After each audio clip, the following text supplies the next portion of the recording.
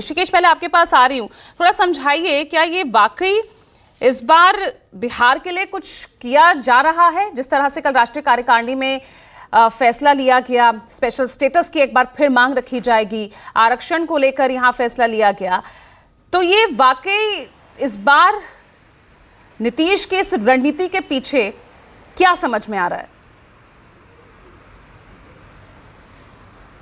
देखिए, इसके पीछे की दो वजह हैं। सिर्फ आप स्पेशल स्टेटस को कल के जेडीयू के राष्ट्रीय कार्यकारिणी के राजनीतिक प्रस्ताव में सिर्फ उसको मत देखिए।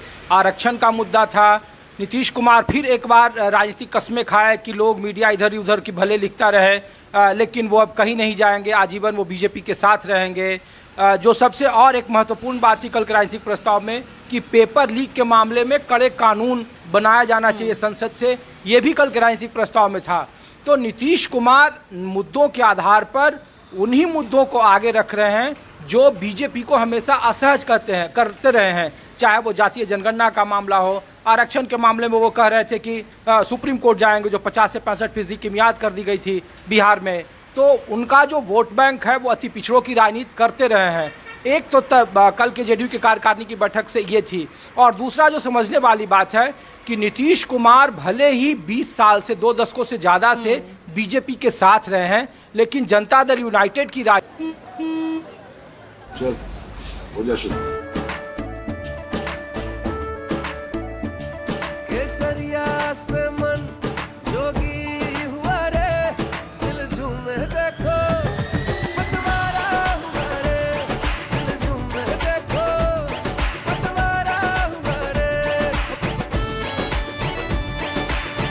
हर पल मनाओ केसरी त्योहार।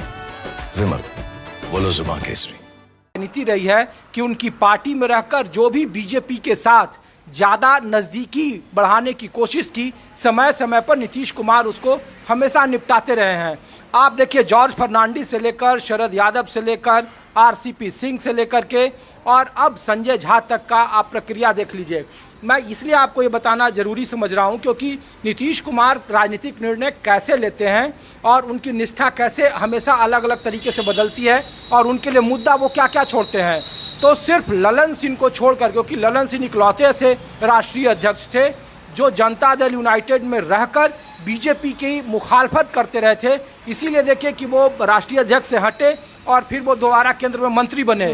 तो एक बात तय है कि नीतीश कुमार की पार्टी में रहकर बीजेपी की तरफदारी करने वाले जितने भी बड़े नेता हैं, समय समय पर नीतीश कुमार ने उन्हें किनारे लगाया है, चाहे वजह जो भी हो।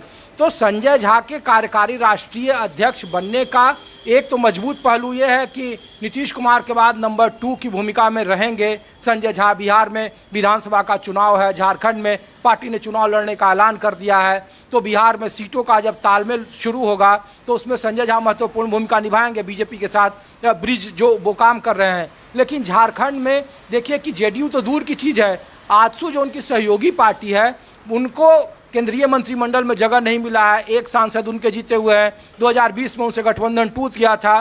बीजेपी 37 सीट जीती थी, उसके बाद 25 पर आ गई, तो वो भी नाराज है और वहाँ भी गठबंधन टूटने की स्थिति है अगर बातचीत से बात नहीं संभली तो संजय झा को राष्ट्रीय अध्यक्ष बनाना, नीतीश कुमार का जेडीयू की कार्यकारिणी में फिर ये बार बार राजनीतिक कस्में खाना कि हम अब कहीं नहीं जाएंगे, मीडिया जो भी लिखे।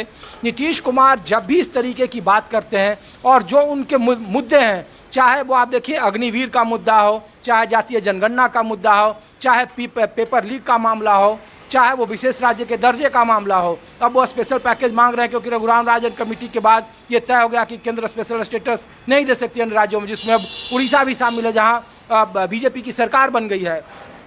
तो नीतीश कुमार को लेकर जो राजनीतिक निष्ठा को लेकर ये सवाल उठाए जा रहे हैं कि आखिर कब तक नीतीश कुमार की राजनीतिक निष्ठा बदलेगी। तो बिहार के विधानसभा चुनाव तक तो कमोबेश ये खींचतान आपको देखने को मिलेगी और उसकी शुरुआत अश्विनी चौबे कर चुके हैं। बिहार में कहा जा रहा है कि संघ के समर्थन से वो बातें कर रहे हैं, क्योंकि बिहार बीजेपी में एक बड़ा तबका है जो नीतीश कुमार की हमेशा मुखालफत करता रहा है और वो नीतीश कुमार के नेतृत्व पर सवाल उठाता रहा है। और चुनाव के वक्त में जब सीट शेयरिंग का मामला होगा तो बार बार उधर से तर्क दिए जाएंगे कि जेडीयू बिहार में तीसरी पार्टी है और उनको उस हिसाब से सीट शेयरिंग मिलना चाहिए। लेकिन नीतीश कुमार हमेशा 2 सीट जीते थे 14 में, लेकिन 17 सीट लिए 20 के लोकसभा 19 के लोकसभा चुनाव में, तो ये जेडीयू की बार्गेनिंग कैपेसिटी है। लेकिन जो निष्ठा का सवाल उठाया जा रहा है वो इसलिए कि नीतीश कुमार भले ही बीजेपी के साथ हैं, लेकिन उनको ये कतई पसंद नहीं है कि जेडीयू में रहकर कोई बीजेपी की तरफदारी करे या बीजेपी की पैरोकारी वाली तर्क उनके सामने रखे।